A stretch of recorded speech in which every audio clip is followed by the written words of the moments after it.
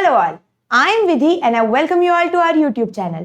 और अभी आज के इस वीडियो में हम डिस्कस करने वाले हैं क्लास 8 का जो NMMS का 2022-23 का जो पेपर था, उसमें साइंस के जितने भी क्वेश्चंस आए थे उन सभी क्वेश्चंस को डिस्कस। अभी ये टोटल 35 क्वेश्चंस हैं और हम हर एक क्वेश्चन को डिटेल में डिस्कस करेंगे। उसके रिलेटेड अगर कुछ ट्रिक्स है या फिर कुछ मेथड्स है जिनसे आप उनको इजीली सॉल्व कर सकते हो, तो वो भी मैं सारे आप लोगों को बताऊंगी। तो वीडियो को एंड तक जरूर देखना। Let's get started. देखो, सबसे पहला क्वेश्चन क्या है? In the case of birth of stars arrange the following statements in proper order and select the correct option from the given alternatives। अभी ये जो क्वेश्चन है ना, मैं आप लोगों को इंग्लिश वाला क्वेश्चन समझाऊंगी, but same to same question है मराठी मीडियम के लिए। तो वहां पे यहाँ पे देखो, मैंने ये मराठी वाला भी क्वेश्चन यहीं पे आपको ऐड करके दिया है। जो आंसर इंग्लिश मीडियम वालों का है वही सेम आंसर इसका भी है। ओके, तो आप लोगों को अलग से तो मतलब मुझे नहीं लगता है कि ये मराठी वाले क्वेश्चन समझाने की और जरूरत है। ओके, देखो क्या क्वेश्चन है। In case of birth of stars arrange the following in the proper order and select the correct option. अभी यहाँ पे आपको क्या करना है, स्टार्स का बर्थ कैसे होता है, मतलब ये प्रॉपर इसका जो पूरा सीक्वेंस है वो बताना है। तो देखो, सबसे पहले क्या होता है ना, due to the disturbance cloud star contacting. सबसे पहली चीज ये होती है, इसके रिलेटेड आपको एक चैप्टर भी है, मतलब 8th स्टैंडर्ड में कौन सा है, फॉर्मेशन ऑफ स्टार्स वगैरह ऐसा कुछ तो चैप्टर है, तो उसके अंदर ये पूरा प्रोसेस दिया है। तो इसका आंसर क्या है? Option number 1। इसका आंसर क्या है? ऑप्शन नंबर 1, जिसमें सबसे पहली चीज क्या होती है, due to the disturbance cloud start contracting. Clouds क्या होते हैं? कॉन्ट्रैक्ट होते हैं। फिर उसके बाद में क्या होता है, density of interstellar clouds start increasing and the temperature also start increase as a dense pair of hot gas is form. मतलब क्या होता है, जैसे जैसे कॉन्ट्रैक्शन होता है, डिस्टर्बेंस होता है, तो उसकी वजह से कॉन्ट्रैक्शन होता है, और कॉन्ट्रैक्शन की वजह से टेम्परेचर इंक्रीज होता है, और फिर क्या होता है, hot gases form, gases form होते हैं। उसके बाद में क्या होता है, due to the fusion of atomic nuclear nuclear energy generation starts. और फिर इसकी वजह से क्या होता है, न्यूक्लियर एनर्जी जनरेट होती है। क्यों? फ्यूजन ऑफ एटॉमिक न्यूक्लियर का क्या होता है, फ्यूजन होता है। ओके, और फिर due to the generation of nuclear energy the gas sphere become self luminous. और सेल्फ ल्यूमिनस बनता है, मतलब वो क्या होता है कि वो अपने आप लाइट प्रोड्यूस करता है। Okay, that is the source of light, और फिर वो बन जाता है हमारा एक स्टार। ओके, तो इसका आंसर क्या है? देखो सेम क्वेश्चन है, इसका यहाँ पे भी आंसर क्या रहेगा, ये वाला। इसका आंसर देखो क्या है, CDBA is the sequence. Okay, अभी इसके पहले जो 2 पेपर्स थे इनमें स्टार्स ये जो चैप्टर था इससे रिलेटेड कोई क्वेश्चन आया तो नहीं था, बट अभी इस बार ये क्वेश्चन आया है। ओके, देखो अभी ये वाला क्वेश्चन क्या है, as shown in the picture figure given below an explosion occur at point O। यहाँ पे क्या हो रहा है, ये देखो ये पॉइंट O है और यहाँ पे कुछ तो एक्सप्लोजन हो रहा है। अभी considering the sound of explosion chosen correct option from the given alternative. अभी यहाँ पे अलग अलग आपको ऑप्शन दिए हैं और आपको पूछा है कि ये जो आवाज है एक्सप्लोजन का, ये किसको ज्यादा जल्दी सुनाई देगा, वो आप लोगों को बताना है। तो देखो, A and B both hear the sound at same time। सबसे पहले तो क्वेश्चन समझते हैं। A कहाँ पे खड़ा है? एयर में, मतलब सराउंडिंग, मतलब बाहर खड़ा है। ओके, वही ये जो B है ये कहाँ पे है? पानी के अंदर है। तो देखो, जो स्पीड ऑफ साउंड होता है वो पानी के अंदर फास्टर होता है एज कंपेयर टू एयर। समझो क्या है, speed of sound, speed of sound in air, sorry, in water is faster than in air, हवा के कंपैरिजन में। तो इसकी वजह से क्या आंसर होगा? देखो, A and B both hear the same sound, ये तो नहीं होगा क्योंकि क्या है, speed of sound in water faster है। A hears the sound earlier than B। A को पहले सुनाई देगा क्या? नहीं, A को लेट सुनाई देगा, तो ये वाला भी ऑप्शन नहीं है। A hears the sound later than B। A को आवाज बाद में जाएगा, किसके? B के। तो this is the correct option. B does not hear the sound at all, ये तो रॉन्ग है। तो यहाँ पे क्या होगा? The answer will be option number 3। देखो, speed of sound in air कितना होता है? 343 मीटर पर सेकेंड। आप लोगों की इंफॉर्मेशन के लिए स्पीड ऑफ साउंड क्या होता है एयर में? 343 मीटर पर सेकेंड। वही पानी के अंदर वो कितना होता है? 1480 मतलब ऑलमोस्ट 4 टाइम्स ज्यादा होता है। ओके, तो इसकी वजह से बी को जो है वो जल्दी सुनाई देगा। सेम क्वेश्चन यहाँ पे मराठी में भी है, तो ये क्या होगा, ए या व्यक्तीला ध्वनी बीच्या तुलनेने उशिरा ऐकू येते, ए ला उशिरा ऐकू येते as compare to B. Okay, next question देखो क्या है, from the given alternatives choose the wrong statement in regard to electric current. Electric current से रिलेटेड आपको क्या करना है, रॉन्ग स्टेटमेंट क्या है वो आप लोगों को बताना है। तो सबसे पहले तो देखो, electron flow from positive potential to negative potential, यही स्टेटमेंट गलत है। इलेक्ट्रॉन्स कहां से फ्लो होते हैं, निगेटिव पोटेंशियल से पॉजिटिव पोटेंशियल, ऐसे फ्लो होते हैं, तो this is the wrong statement. तो चूज द रॉन्ग स्टेटमेंट, यही आंसर रहेगा। देखो, conventional flow of electric current is from positive potential to negative potential, this is correct. Conventional flow जो होता है वो पॉजिटिव से नेगेटिव होता है। Electron flow from negative potential to positive potential, this is also correct. And 1 ampere is equal to 1 coulomb per second, ये भी correct है। तो हमारा आंसर क्या होना चाहिए, ऑप्शन नंबर 1। चेक करते हैं क्या वही आंसर है, यहाँ पे भी क्या रहेगा फिर, ऑप्शन नंबर 1। तो देखो वही आंसर है, option number 1, electron flow from positive potential to negative potential, ये गलत स्टेटमेंट है। करेक्ट स्टेटमेंट क्या है, electron flow from negative potential to positive potential. Okay, next question देखो क्या है, match the given terms in column A with definitions or formulas given in term column B and select the correct option from the given alternatives। अभी आपको आप match the pair करना है। तो देखो सबसे पहले तो डिग्री सेल्सियस, हमें पता है डिग्री सेल्सियस कितना होता है, 5/9 डिग्री फ़ारेनहाइट -32, तो ये वाला आंसर तो इसका है। देखो डिग्री फ़ारेनहाइट, अभी degree Fahrenheit is equal to Celsius plus 273.15, ये कुछ तो यहाँ पे गलत है। यहाँ पे ना ये होना चाहिए डिग्री केल्विन, क्वेश्चन ही इनकरेक्ट है।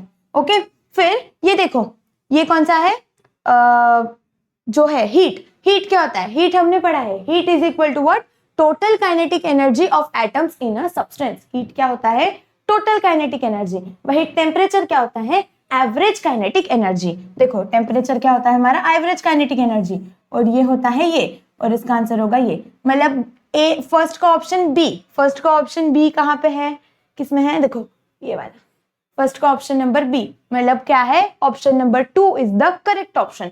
यहाँ पे देखो अगर आप देखोगे तो सेकंड का उन्होंने सी दे दिया है, थर्ड का भी ए है, और फोर्थ का भी डी है, मतलब ये हमारा पूरा पूरा करेक्ट है। Okay, so the answer will be option number 2। यहाँ पे भी क्या होगा, ऑप्शन नंबर 2। वही दिया है अंश सेल्सियस, उसका फॉर्मूला अंश केल्विन। अच्छा देखो यहाँ पे उन्होंने केल्विन दे दिया है, मतलब मराठी वाला जो क्वेश्चन था वो करेक्ट था। यहाँ पे इंग्लिश में उन्होंने क्या दिया था, यहाँ पे फ़ारेनहाइट दिया था ना, मैंने बोला था कि ये रॉन्ग रहेगा, ये केल्विन होना चाहिए, तो वो मराठी मीडियम वाला जो क्वेश्चन है वो करेक्ट दिया है उन्होंने। उष्णता एंड तापमान, उष्णता मतलब हीट, तापमान मतलब टेम्परेचर, तो इसका आपको मैच द पेयर करना है। तो इसका आंसर देखो ऑप्शन नंबर 2 है, option number 2 is the correct option. Next question देखो क्या है, गिवन टेबल, यहाँ पे कुछ तो टेबल दिया है, विद्या एमकेएस एंड सीजीएस यूनिट, यहाँ पे क्या दिया है, एमकेएस यूनिट दिया है और सीजीएस यूनिट दिया है, और अलग अलग क्वांटिटीज दी है। अभी आपको इसका मैच द पेयर करना है। तो स्पीड क्या होता है, स्पीड इज व्हाट, मीटर पर सेकेंड, ये चीज तो हमें पता है, स्पीड इज व्हाट, मीटर पर सेकेंड। फिर उसके बाद में देखो अगर आपको सिर्फ एक ही चीज आ रही है ना तो भी आप पूरा क्वेश्चन अटेम्प्ट कर सकते हो। ट्रिक बताती हूँ, यहाँ पे देखो फर्स्ट वाला जो है उसका क्या है, आंसर सी है। फर्स्ट का आंसर क्या है, सी होना चाहिए। यहाँ पे आप देखो फर्स्ट का ऑप्शन यहाँ पे बी है, यहाँ पे सी है, यहाँ पे ए है और यहाँ पे डी है, मतलब क्या आंसर आ गया, दिस इज द आंसर। बाकी आपको बाकी कोई भी चीज पता है नहीं है कुछ फर्क नहीं पड़ता है। देखो यहाँ पे आंसर आ गया, इतना इजी है। आपको जो एमसीक्यू के जो ऑप्शंस रहते हैं ना वो काफी इजी होते हैं, तो आप थोड़ा सा अगर लॉजिकली सोचोगे, कितना टाइम लगा इस क्वेश्चन को सॉल्व करने के लिए, ये हमें पता था स्पीड क्या होता है, मीटर पर सेकेंड। बाकी हमें इस टेबल में कुछ पता हो नहीं हो कुछ फर्क नहीं पड़ता है। यहाँ पे ये चीज पता है, ऑप्शन में दिख गया, कर दो मार्क, खत्म। ओके, देखो इसका सेम क्वेश्चन वही है, वेग, वेग मतलब स्पीड, तो इसका क्या होता है, मीटर पर सेकेंड, ये उसका यूनिट होता है, वही है। तो ये कितना हो जाएगा, ऑप्शन नंबर 2। चेक करते हैं करेक्ट है क्या। देखो option number 2 is the correct option. Okay, फिर नेक्स्ट क्वेश्चन देखो क्या है यहाँ पे, question number 6, work of scientist is mention in column A is given in column B. मतलब कॉलम ए में क्या है, अलग अलग साइंटिस्ट के नाम दिए हैं, और यहाँ पे कॉलम बी में उनका काम दिया है। तो आप लोगों को पूछा है कि कौन सा करेक्ट है वो बताओ। इसमें से भी अगर आपको कोई भी नहीं आ रहा है, सिर्फ एक ही आ रहा है, कोई भी एक सपोज आ रहा है, मुझे तो ये वाला आ रहा है, माइकल फैराडे वाला, तो माइकल फैराडे ने क्या किया था, मैग्नेटिक लाइंस ऑफ फोर्स, ये उसने इंट्रोड्यूस किया था मैग्नेटिक इफेक्ट का। तो यहाँ पे फोर्थ का ऑप्शन ए देखो कहाँ पे है, फोर्थ का ऑप्शन ए, हमें तो सिर्फ ये एक ही आ रहा है, फोर्थ का ऑप्शन ए कहाँ पे है, ये वाला, मतलब हमारा आंसर क्या होना चाहिए, ये वाला होना चाहिए। बेंजामिन फ्रैंकलिन जो है ना, इसने भी शोड दैट ये जो है इसका आंसर ये रहेगा, showed that lightning is the form of electric charge. ये दो चीजें तो मुझे आ रही थी, मैंने क्या कर दिया, इसके हिसाब से इसको मार्क कर दिया। चेक करते हैं आंसर करेक्ट है क्या। देखो यहाँ पे भी सेम वही है, तो option number 4 is the correct option. समझ आ गया कैसे करना है, कोई भी एक चीज भी अगर आ रही है तो उसकी मदद से भी आप सारे क्वेश्चन सॉल्व कर सकते हो, इतना इजी होता है। अभी observe the following figure and choose the correct option related to wavelength. आपको क्या पूछा है, वेवलेंथ पूछा है। समझो वेवलेंथ क्या होता है, अगर सपोज ये हमारी कोई भी वेव है, यहां से चालू हो रही है और यहाँ पे एंड हो रही है, तो ये जो टोटल है यहां से लेके तो यहां तक, that is called as the wavelength. उसको क्या बोलते हैं, वेवलेंथ बोलते हैं। अभी यहाँ पे अगर आप देखोगे तो देखो हम चेक करते हैं length of wavelength, length of B E दिया है, तो बीई कहाँ से स्टार्ट हो रहा है, यहां से स्टार्ट होके यहाँ पे एंड हो रहा है, बट ये तो पूरा वेव नहीं है। हमने अभी पढ़ा वेवलेंथ कैसे होता है, पूरा ऊपर से स्टार्ट होता है नीचे तक होता है, यहाँ पे देखो ये आधे से ही स्टार्ट हो रहा है और यहाँ पे एंड हो रहा है, मतलब this is not the wavelength. Okay, फिर सेकंड वाला क्वेश्चन देखो, लेंथ ऑफ सीई मतलब कहां से आया, सीई अगर आप देखोगे तो सीई कितना है, यहां से लेके तो यहां तक ही है, तो C E is also not the wavelength, तो ये भी आंसर चले गया। फिर लेंथ ऑफ डीजी देखो कहां से है, डी कहां पे है, ये हमारा डी यहाँ पे है और ये एंड हो रहा है यहाँ पे, तो this is also not the wavelength, क्योंकि देखो ये यहाँ पे आधे में से स्टार्ट हो रहा है और यहाँ पे एंड हो रहा है, तो this is also not the wavelength, तो ये भी हमारा आंसर नहीं है। क्या बच गया, ई आई। अभी यही ऑप्शन रहेगा, पर चेक कर लेते हैं कि ये भी करेक्ट है कि नहीं। ई आई देखो कहां से चालू हो रहा है, ई से चालू हो रहा है, यहां से चालू हो रहा है ई से और कहां तक जा रहा है, आई तक जा रहा है, मतलब ये क्या हो गया, प्रॉपर एक पूरा वेव बन रहा है, so this is the wavelength. तो हमारा आंसर कितना होना चाहिए, length of E I. Check करते हैं करेक्ट है क्या। यहाँ पे सेम वही क्वेश्चन है, तो आप लोगों को अलग से तो मुझे नहीं लगता है कि एक्सप्लेन करने की कुछ जरूरत है।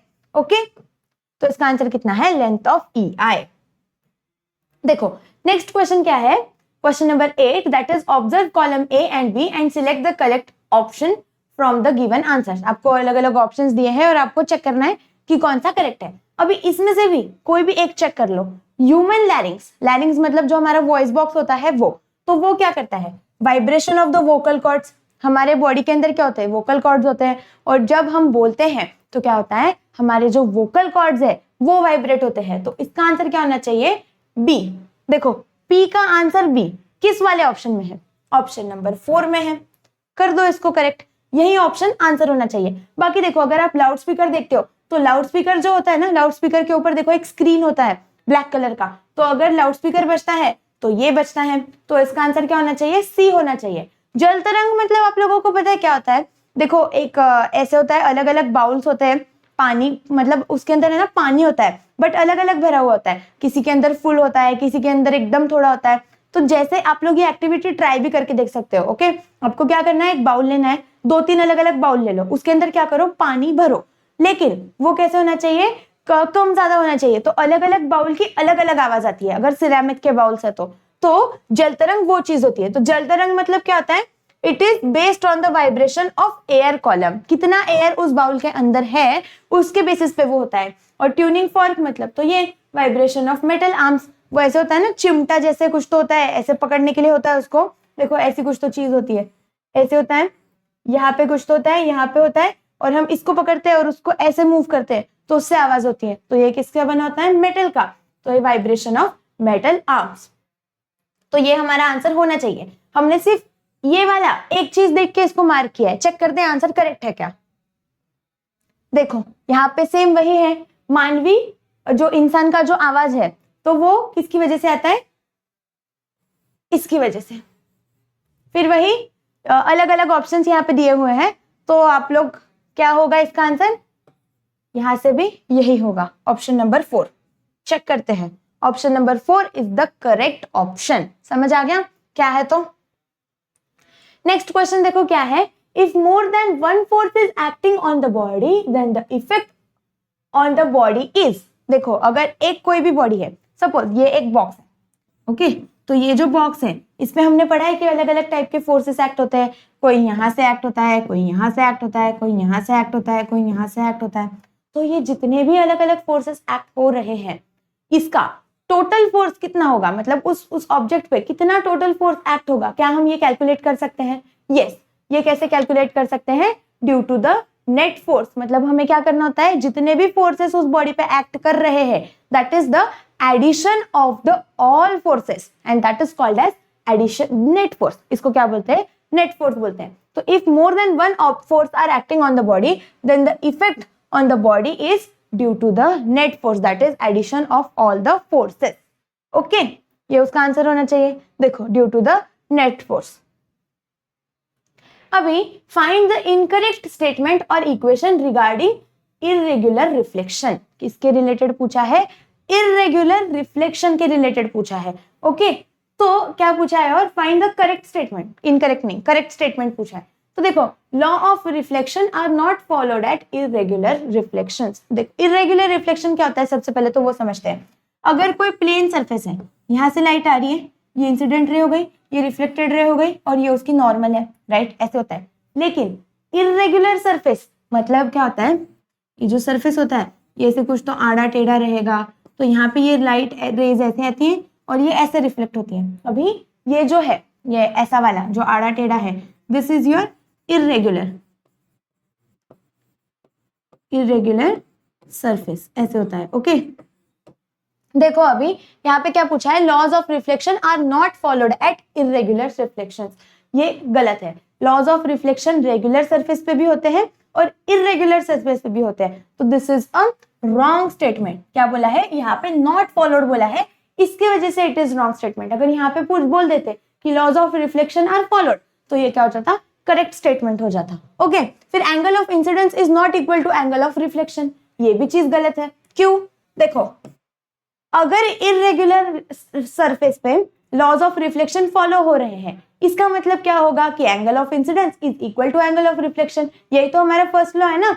तो इसकी वजह से ये वाला भी स्टेटमेंट क्या है? रॉन्ग है। अभी देखो यहाँ पे क्या दिया है, I is equal to R1 is not equal to R2 is not equal to R3। यहाँ पे ये जो साइन है not equal to, I think ये प्लस होना चाहिए यहाँ पे।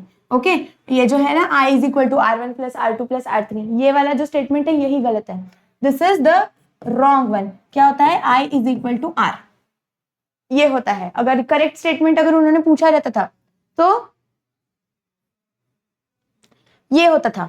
ओके तो हमारा आंसर क्या है? ये वाला। Okay irregular reflection take place at smooth surface, ये उन्होंने पूछा है। इररेगुलर रिफ्लेक्शन जो होते हैं वो स्मूथ सरफेस पे होते हैं क्या? तो ये नहीं होते हैं। इररेगुलर रिफ्लेक्शंस जो होते हैं वो रफ सरफेस पे होते हैं। ओके नेक्स्ट क्वेश्चन देखो क्या है। अच्छा वही क्वेश्चन है और इसका आंसर क्या है? I is equal to R1 not equal to R2 not equal to R3। यहाँ पे प्लस होना चाहिए। हाँ ये हमारा करेक्ट स्टेटमेंट है। तो नेक्स्ट क्वेश्चन देखो क्या है, find false statement related to kaleidoscope. अभी फिर से देखो इसके पहले जितने भी दो पेपर हमने सॉल्व किए, 24-25 वाला भी, 23-24 वाला भी, दोनों भी पेपर में क्लाइडोस्कोप या फिर पेरिस्कोप से रिलेटेड एक क्वेश्चन पूछा ही था। और आप लोगों के पेपर में जो आने वाला है 25-26, उस पेपर में भी क्लाइडोस्कोप से रिलेटेड एक क्वेश्चन फिक्स आने वाला है, 100% आने वाला है। ओके 100%। तो ये क्वेश्चन देखो, अभी वो क्वेश्चन कुछ भी हो सकता है लेकिन क्वेश्चन आने वाला है, ये चीज तो फिक्स है एकदम। तो सबसे पहले देखो क्या पढ़ते हैं, which is the false statement. गलत स्टेटमेंट क्या है वो बताओ। तो 3 mirrors are used in triangular shape. Kaleidoscope में 3 मिरर्स यूज होते हैं, हमने पढ़ा है। देखो क्लाइडोस्कोप कैसे दिखता है, ये जो है एक ट्रायंगल होता है, यहाँ पे इस तरीके से ये एक ट्रायंगल होता है और हम लोग क्या करते हैं, एक ट्रायंगल से ऐसा उसको देखते हैं। तो ये जो है 3 mirrors are used in triangular shape, this is the correct statement. ये क्या है? करेक्ट है। ओके फिर ये वाला देखो, each mirror is fitted with other in 45 degrees, ये वाला जो स्टेटमेंट है ये रॉन्ग स्टेटमेंट है। ईच मिरर, ये जो क्लाइडोस्कोप में जो 3 मिरर्स होते हैं वो तीनों मिरर्स कैसे फिट होते हैं, they are fitted in 60 degrees. तो हमारा ये वाला जो ऑप्शन है यही रॉन्ग है। चेक करते हैं, ये जो है ना, ये रॉन्ग ऑप्शन है, तो this will be your answer. फिर innumerable images of the glass piece are form, ये हमने पढ़ा कि क्लाइडोस्कोप में क्या होता है, मल्टीपल इमेजेस फॉर्म होते हैं। तो मल्टीपल मतलब इन्यूमरेबल, बहुत सारे। Okay, it is used to find various design, और डिजाइन बनाने मतलब अलग अलग डिजाइन देखने के लिए भी आप क्लाइडोस्कोप यूज कर सकते हो। तो ये हमारा आंसर होना चाहिए, दैट इज ऑप्शन नंबर 2। ये दोनों स्टेटमेंट भी नीचे के करेक्ट है। चेक करते हैं, देखो option number 2 is the correct answer. यहाँ पे क्या होना चाहिए, 45 डिग्री की जगह पे 60 डिग्री होना चाहिए। ओके,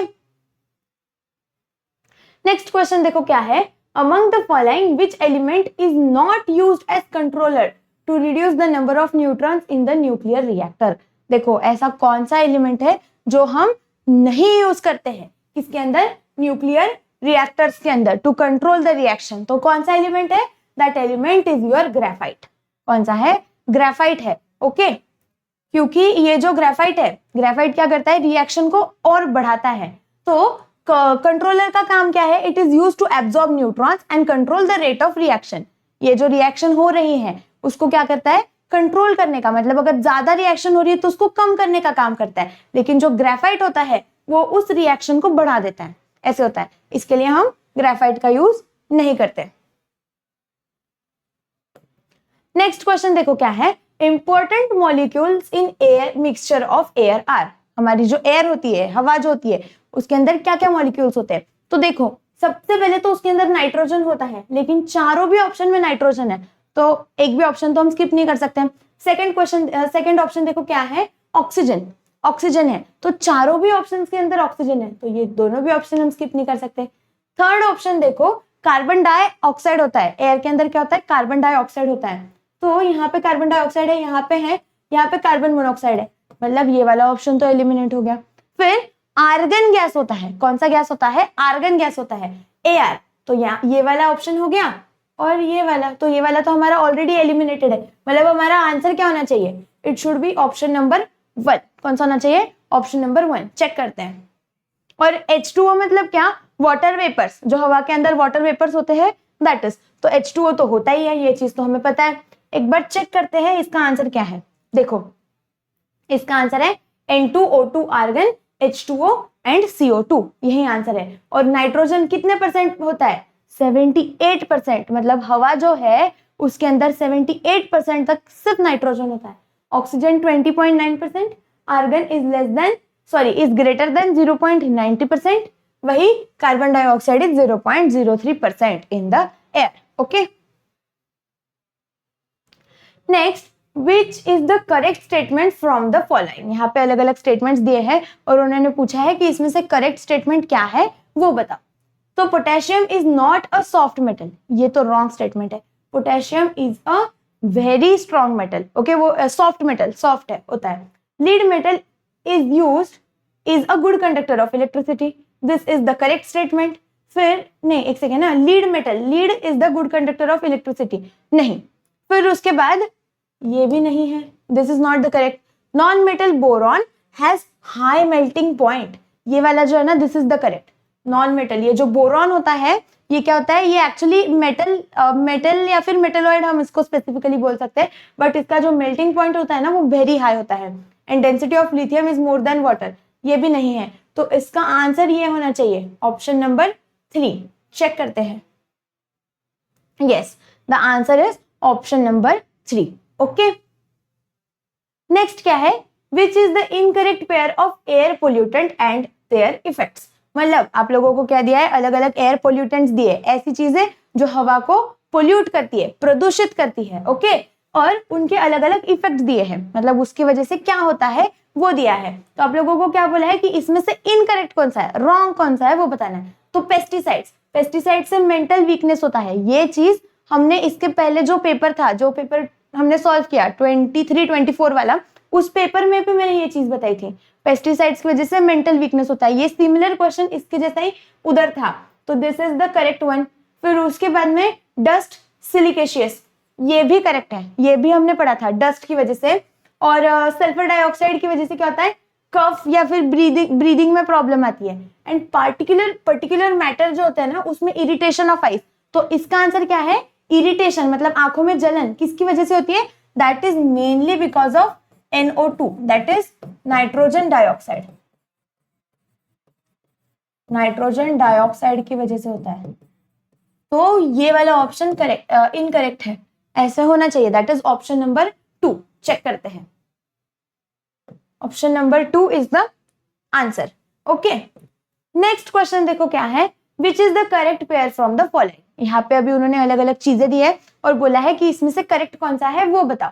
देखो Na2CO3 ये जो होता है ना, Na2CO3 ये हमारा होता है एक बेसिक सब्सटेंस। कौन सा होता है, बेसिक सब्सटेंस। देखो यहाँ पे मैंने दे दिया है। फिर ये कैल्शियम ऑक्साइड क्या है, एक मेटल का ऑक्साइड है, और मेटल के जो ऑक्साइड्स होते हैं वो कैसे होते हैं, बेसिक इन नेचर। यहाँ पे उसका क्या दिया था उन्होंने, यहाँ पे उन्होंने दिया था कि कैल्शियम ऑक्साइड इज एसिडिक, तो ये गलत है। वही सल्फर डाइऑक्साइड जो होता है that is an acidic gas. कौन सा है, एसिडिक गैस है। तो ये जो है KCl देखो कैसा बना है, KCl कैसे बना है, K is a metal and Cl is a non-metal। देखो K is what, potassium is a metal, फिर Cl is a non-metal, right?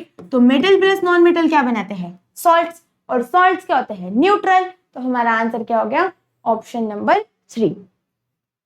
देखो यहाँ पे ये क्या है, option number 3 is the answer. यहाँ पे आंसर्स लिखे हुए हैं बट आपको एक्सप्लेनेशन समझ आ रहा है क्या, वो मुझे कमेंट करके बताओ कि जो जैसा मैं एक चीजें एक्सप्लेन कर रही हूँ वो आप लोगों को अच्छी से समझ आ रही है कि नहीं। ओके, और अगर आप लोगों को इसका PDF भी चाहिए है तो वो भी मुझे कमेंट करके बताओ कि मैम प्लीज प्रोवाइड PDF वगैरह ऐसे कुछ तो मैं आप लोगों को वो भी सारी चीजें प्रोवाइड कर दूंगी। ओके, और अगर बीच में किसी भी क्वेश्चन में डाउट आता है तो आप क्या करो, मुझे तुरंत वीडियो पॉज करके उधर ही कमेंट कर दो कि मैम ये क्वेश्चन नहीं समझ आया। तो मैं क्या करूंगी, जितने भी क्वेश्चंस आप लोगों को नहीं समझ आए हैं उन पे एक सेपरेट वीडियो फिर से बनाऊंगी। ओके, तो वो मुझे कमेंट करके बताना है, राइट। क्योंकि हमारा क्लास कैसा है, लाइव क्लास नहीं है, तो लाइव क्लास अगर नहीं है तो हमारा इंटरेक्शन नहीं हो पाता है। अभी इंटरेक्शन नहीं हो पाता है तो मुझे समझ ही नहीं आता है कि आप लोगों को क्या डाउट्स है। इसके लिए आप मुझे कमेंट कर करके बताया करो चीजें। Okay, right the products A and B respectively in the following word chemical equation. यहाँ पे अभी क्या दिया है, एक वर्ड केमिकल इक्वेशन दिया है और आप लोगों को क्या करना है, प्रोडक्ट्स लिखने हैं। देखो A प्लस सोडियम बाइकार्बोनेट, क्या है, सोडियम बाइकार्बोनेट बना रहा है, और ये क्या बना रहा है, कार्बन डाइऑक्साइड प्लस B। क्या बना रहा है, कार्बन डाइऑक्साइड प्लस B। तो देखो ये जो B रहेगा ना, ये जो B रहेगा इसके अंदर सोडियम रहेगा ही रहेगा। क्यों, तो ये होता है because of the displacement reaction, जो आप लोगों को क्लास 10th वगैरह में आगे है। तो ये जो B है ये क्या होना चाहिए, इसके अंदर सोडियम होना चाहिए। अभी ऑप्शन नंबर देखो, ये जो है ना फर्स्ट वाली चीज, this is your option number A। ये सारी चीजें A का है और ये जो है ये B के लिए है।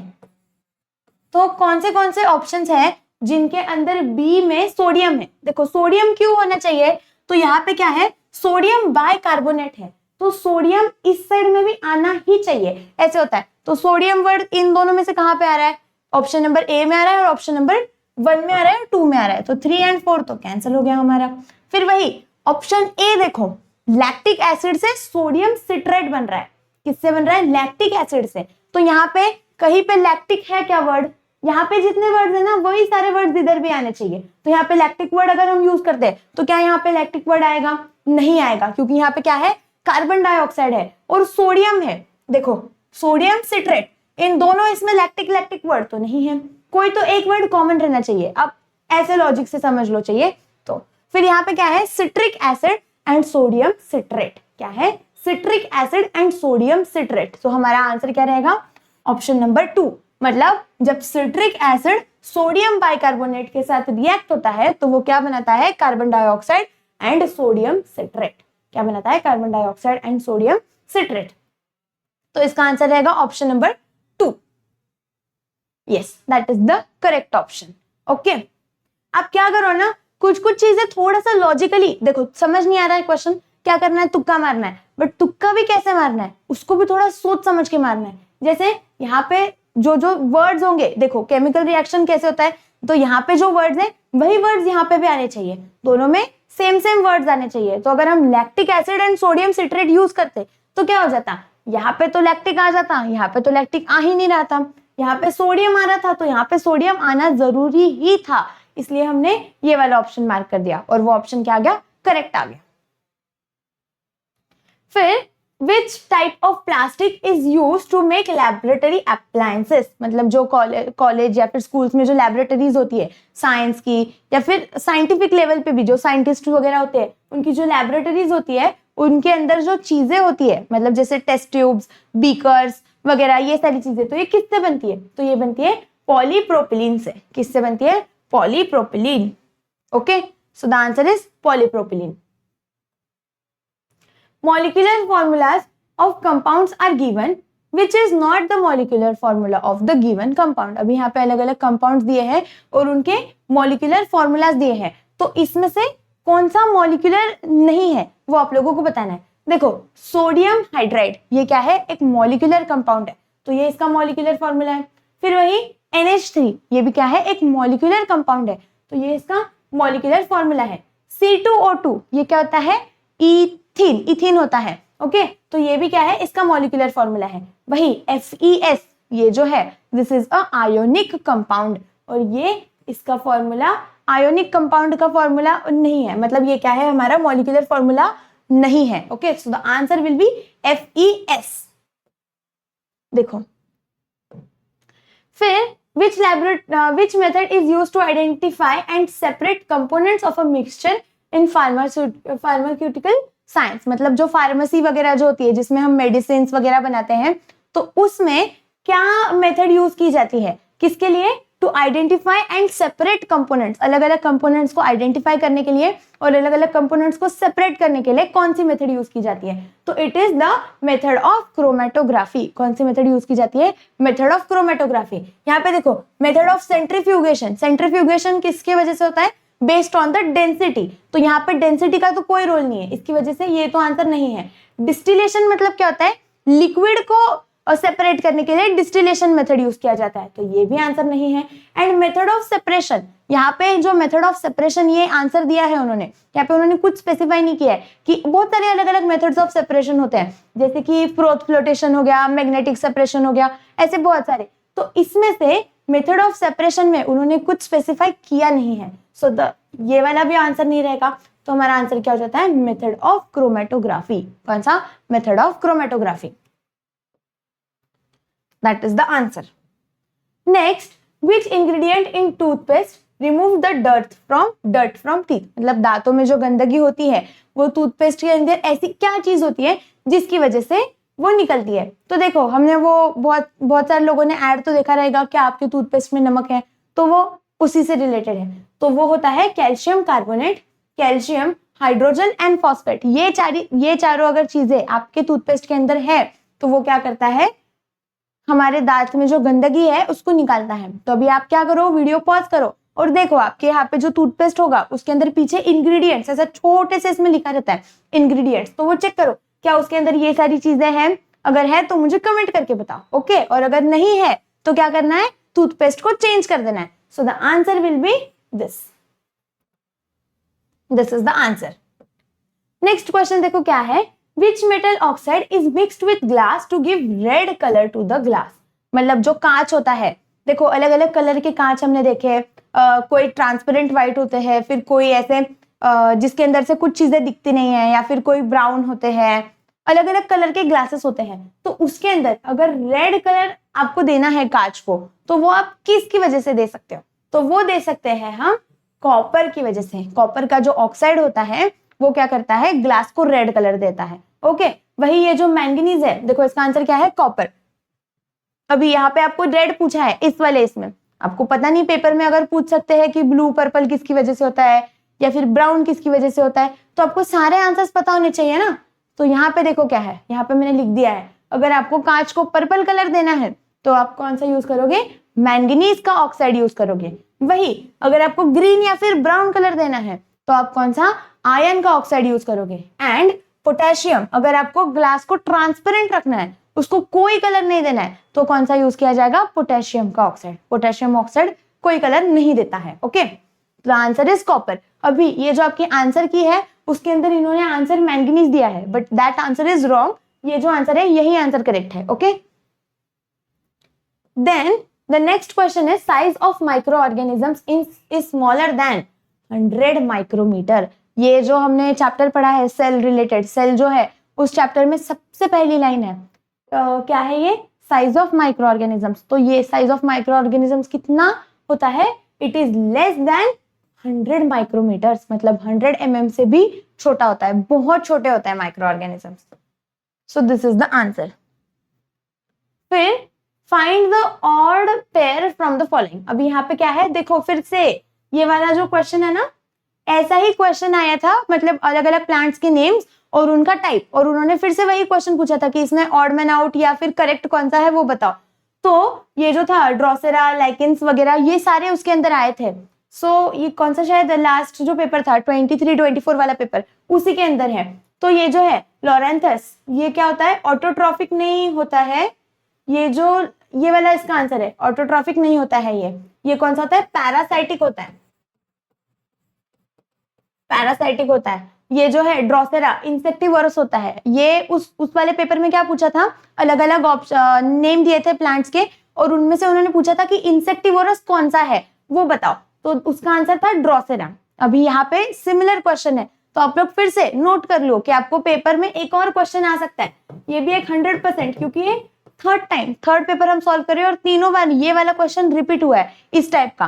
तो इस टाइप के आपको क्वेश्चन पूछ सकते हैं, मतलब अलग अलग आपको प्लांट्स के नाम दिए रहेंगे और वो बोलेंगे कि इसका टाइप कौन सा है वो बताओ। तो ये चीज आपको आनी चाहिए। ओके, ये इसका आंसर है। इसका आंसर होना चाहिए ऑप्शन नंबर 1, दैट इज लॉरेंथस। और ये कौन सा होता है? पैरासाइटिक। ओके, नेक्स्ट क्वेश्चन देखो क्या है।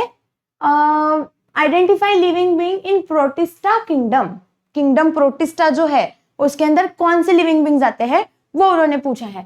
तो ये भी हमने पढ़ा है, हमने इसका जो चैप्टर है वो हमने पूरा मैंने आपको डिटेल में सब पूरा चैप्टर समझाया है। अगर आपने वो वीडियो नहीं देखा है तो उसका लिंक मैं डिस्क्रिप्शन में दे देती हूँ, वो भी आप देख लेना। और यहाँ पे आपको जो है ना टेक्स्ट बुक में अलग अलग जो 5 किंगडम क्लासिफिकेशन है उसके अंदर आप लोगों को दिया है ऑप्शन, मतलब एग्जाम्पल्स दिए हैं, तो उसके बेसिस पे आप ये सॉल्व कर सकते हो। तो इसका आंसर क्या है?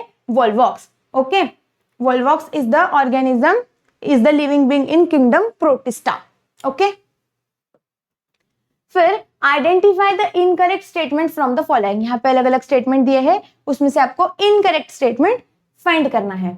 तो amoeba has a pseudopodia for locomotion. Amoeba के पास क्या होता है? सूडोपोडिया होता है फॉर लोकोमोशन, मतलब मूवमेंट के लिए। सो दिस इज करेक्ट।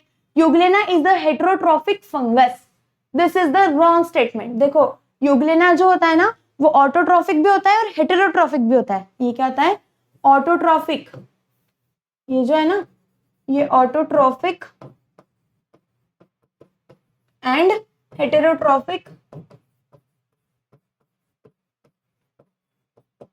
बोथ, दोनों भी होता है। Okay, tobacco mosaic disease is caused by virus. ये करेक्ट है, ये वाला स्टेटमेंट भी करेक्ट है।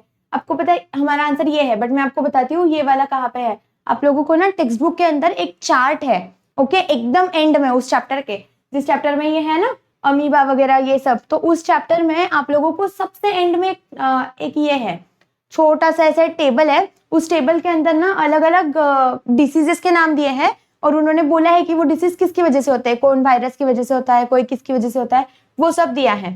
Viruses are at the edge of living and non living, ये वाली भी चीज करेक्ट है। देखो वायरसेस जो होते हैं ना वो लिविंग भी नहीं होते हैं पूरे पूरे और नॉन लिविंग भी नहीं होते हैं, तो this is also correct statement. मतलब इनकरेक्ट इज दिस, मतलब रॉन्ग वाला कौन सा है? ऑप्शन नंबर 2 है। देखो that is the answer. Okay, फिर 27 वाला क्वेश्चन देखो क्या है। Biopsy technique is use for the detection of which disease. Biopsy जो होता है ना it is use to detect cancer. किसके लिए होता है? कैंसर के लिए होता है। ओके, अभी आपको फिर से रिलेटेड टू डिसीजेस हर पेपर में एक क्वेश्चन कम से कम आया है, तो आपके पेपर में एक्सपेक्टेड है कि आप लोगों को रिलेटेड टू डिसीजेस एक क्वेश्चन आएगा ही। देखो इसके फर्स्ट वाला पेपर जो था उसके अंदर हार्ट डिसीजेस से रिलेटेड आया था, फिर उसके बाद में जो इसके पहले 23-24 वाला जो पेपर हमने सॉल्व किया उसके अंदर भी आप लोगों को क्या क्वेश्चन आया था एक कि एक ब्लड टेस्ट दी थी, एलिजा ब्लड टेस्ट, और वो किस डिसीज को डिटेक्ट करने के लिए यूज होती है वो दिया था। तो इसका जो आंसर है बायोप्सी का, ये क्या है, cancer. It is use to detect cancer. Okay, देखो इसका यही आंसर है। नेक्स्ट क्वेश्चन क्या है, फ्रीक्वेंट यूरिनेशन। अच्छा, फिर से देखो एक और क्वेश्चन है रिलेटेड टू डिसीजेस, मतलब डिसीजेस से रिलेटेड एक क्वेश्चन फिक्स आने ही वाला है। Okay, frequent urination at night increase obesity और weight loss, these are the symptoms of which disease. मतलब आपको रात में बार बार वॉशरूम यूज करना पड़ता है, या फिर ओबेसिटी मतलब वेट गेन हो रहा है, या फिर वेट लॉस हो रहा है बहुत ज्यादा, तो that is what, that is the symptom of, मतलब ये कौन सा डिसीज के सिम्टम्स है, तो that are the diseases of diabetes. Diabetic जो पेशेंट्स होते हैं ना, जिन लोगों को डायबिटीज है, मतलब यूजुअली देखो पापा या फिर दादा दादी वगैरह ये जो लोग होते हैं ना, इन लोगों को ये डिसीजेस होते हैं डायबिटीज वगैरह, और उन लोगों को रात में बार बार वॉशरूम यूज करना पड़ता है, सो दैट इज डायबिटीज। फिर fire cause due to electrical components is dash type of fire. लिख लो, 100% ये क्वेश्चन पेपर में आने ही वाला है। क्या आने वाला है, type of fire related question, 100% fix. देखो ये सेम टू सेम क्वेश्चन 24-25 का जो पेपर था उसके अंदर डायरेक्ट डिक्टो क्वेश्चन आया था। क्या, ड्यू टू इलेक्ट्रिकल कंपोनेंट्स, तो इलेक्ट्रिकल कंपोनेंट्स की वजह से कौन सा आता है, क्लास ई वाला फायर होता है। और मैंने आप लोगों को इसके पहले जो वीडियो था उसके अंदर काफी डिटेल में एक चार्ट वगैरह दिया था, जिसके अंदर क्लास ए फायर किसकी वजह से होता है, बी किसकी वजह से होता है, क्लास सी किसकी वजह से होता है, ऐसे ये सारी चीजें दी हुई है। तो अगर आपने वो नहीं देखा, मैंने उसमें बताया भी था, उसका एक स्क्रीनशॉट ले लो, वो इंपॉर्टेंट है। तो वो चार्ट तो एकदम इंपॉर्टेंट है। इसका आंसर क्या होना चाहिए, क्लास ई फायर। देखो सेम क्वेश्चंस रिपीट हो जाते हैं यार। अभी which pigment imparts yellow colour to the parts of the plant, same to same question इसके जो 23-24 वाला जो पेपर था उसके अंदर पूछा था। ज़ैंथोफिल की वजह से कौन सा कलर आता है, उसका आंसर क्या था, येलो। यहाँ पे क्या दिया है, येलो कलर किसकी वजह से आता है, तो किसकी वजह से आता है, ज़ैंथोफिल की वजह से। मतलब वही क्वेश्चन है, बस क्या कर दिया है, लैंग्वेज उन्होंने अलग अलग कर दी है। उन्होंने उस पेपर में पूछा था ज़ैंथोफिल की वजह से कौन सा कलर आता है, तो ज़ैंथोफिल की वजह से उस पेपर में आंसर क्या था, येलो। अभी इस पेपर में उन्होंने बोल दिया है कि येलो कलर किसकी वजह से आता है, तो वो किसकी वजह से आता है, ज़ैंथोफिल की वजह से। ओके, फिर अलग अलग ये देखो, अभी आपको मे भी ऐसे पूछ सकते हैं कि कैरोटीन की वजह से कौन सा कलर आता है, या फिर एंथोसाइनिन की वजह से कौन सा आता है, क्लोरोफिल की वजह से कौन सा आता है। तो ये कलर्स मैं आपको बताती हूँ। यहाँ पे कैरोटीन की वजह से कौन सा आता है, ऑरेंज या फिर रेड कलर। आप क्या करो, इसका स्क्रीनशॉट लेते जाओ, नहीं तो पीडीएफ बताओ, मैं प्रोवाइड करा दूंगी। फिर एंथोसाइनिन इसकी वजह से कौन सा आता है, पर्पल या फिर ब्लू कलर आता है। एंड जो क्लोरोफिल है उसकी वजह से तो ग्रीन कलर आता है। We find cell organelle performing specific function. अभी यहाँ पे आपको क्या बोला है, एक फंक्शन दिया है, 3 ऐसे फंक्शंस दिए हुए हैं, और उन्होंने बोला है कि ऐसा कौन सा सेल ऑर्गेनल है जो इन तीनों फंक्शंस, मतलब उसका फंक्शन ये तीन चीजें हैं। तो देखो सबसे पहले क्या है, destroys virus and bacteria that attack the cell.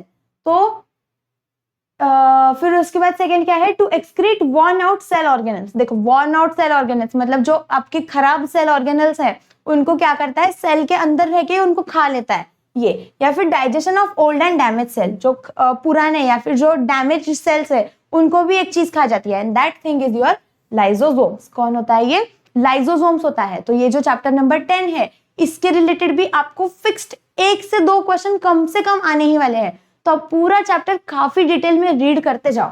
Okay, तो इसका आंसर क्या होना चाहिए, lysosomes, that is the correct answer. Next question देखो, question number 32, that is body temperature is maintain constant by. हमारी बॉडी में ऐसी क्या चीज है जिसकी वजह से जो हमारा बॉडी टेम्परेचर है वो कांस्टेंट रहता है, तो that thing is your blood. क्योंकि ब्लड क्या है, ये एक ऐसी चीज है जो through out the body flow होती है। मतलब हमारे यहां से लेके तो हमारे पैरों तक, पैर के नाखून तक क्या होता है, सिर्फ ब्लड ही ऐसी चीज है जो पूरी फ्लो हो सकती है। So the answer is blood. Okay, next question क्या है, देखो identify लैरिंग्स from the following figure. आपको फिर से एक क्वेश्चन आपके पेपर में फिक्स आने वाला है। क्या क्वेश्चन आने वाला है, आपको कोई तो ऐसा डायग्राम दिया रहेगा और आपको बोलेंगे उसके अंदर कोई तो एक चीज मतलब पूछी रहेगी। जैसे यहाँ पे लैरिंग्स क्या है वो उन्होंने पूछा है। इसके पहले जो था उन्होंने क्या दिया था, गोल्गी कॉम्प्लेक्स का ये दिया था, फोटो दिया था, और उसके अंदर उन्होंने एक चीज आपको पूछी थी वैसे। तो यहाँ पे लैरिंग्स देखो क्या है, लैरिंग्स मतलब क्या होता है, हमारा वॉइस बॉक्स होता है। तो वॉइस बॉक्स मतलब ये वाला, राइट। तो इसका आंसर होना चाहिए option number B. Same figure आपके टेक्स्ट बुक में है, देखो ये, दिस इज द लैरिंग्स। तो इसका आंसर क्या रहेगा, ये सेम क्वेश्चन फिर से मराठी में है यहाँ पे, option number B is the answer, ये वाला। This is your larynx, that is voice box. Next question देखो क्या है, वेयर इज द हैबिटेट और shelter for Asiatic lion. Asiatic lion जो है उसके लिए उसका जो हैबिटेट है या फिर उसका जो शेल्टर है वो कहाँ पे है, तो इट इज इन द गिर फॉरेस्ट। फॉरेस्ट से रिलेटेड भी एक क्वेश्चन फिक्स पेपर में आने वाला है, ओके। तो इसका आंसर होना चाहिए गिर फॉरेस्ट। देखो चेक करते हैं, करेक्ट है, Gir forest is the answer. And last question देखो क्या है, identify the cell which protect human body from microbial diseases. ऐसा कौन सा सेल है जो हमारे बॉडी को डिसीजेस से प्रोटेक्ट करता है, and that cell is your white blood cell. कौन से होते हैं, WBCs। WBCs क्या करते हैं, हमारे बॉडी में अगर कोई डिसीजेस आते हैं तो उनसे फाइट करने का काम करते हैं, हमारी बॉडी को प्रोटेक्ट करने का काम करते हैं। So the answer will be WBCs, that is white blood cells, okay. तो अभी यहाँ पे ये जो पेपर है देखो 35 क्वेश्चंस थे, 35 क्वेश्चंस हमने सॉल्व कर लिए, और ये जो पेपर है ये खत्म हो गया। कौन सा, 22-23 वाला पेपर। अभी अगर आप लोगों को सिमिलर जो 24 इसके पहले का जो पेपर है अगर वो आप लोगों को चाहिए है तो वैसे मुझे कमेंट सेक्शन में बता दो। इसका PDF अगर चाहिए है तो वो भी मुझे कमेंट में बताओ। और आपके जो दोस्त है जो NMMS के लिए प्रिपेयर कर रहे हैं या फिर स्कॉलरशिप के लिए प्रिपेयर कर रहे हैं, उन सभी के साथ ये वीडियो शेयर करो, क्योंकि एग्जाम आने वाली है और सबका कुछ ना कुछ बेनिफिट हो जाएगा। और अगर वीडियो अच्छा लगा है तो इसे लाइक भी कर देना। सो तब तक के लिए मिलते हैं नेक्स्ट क्लास में।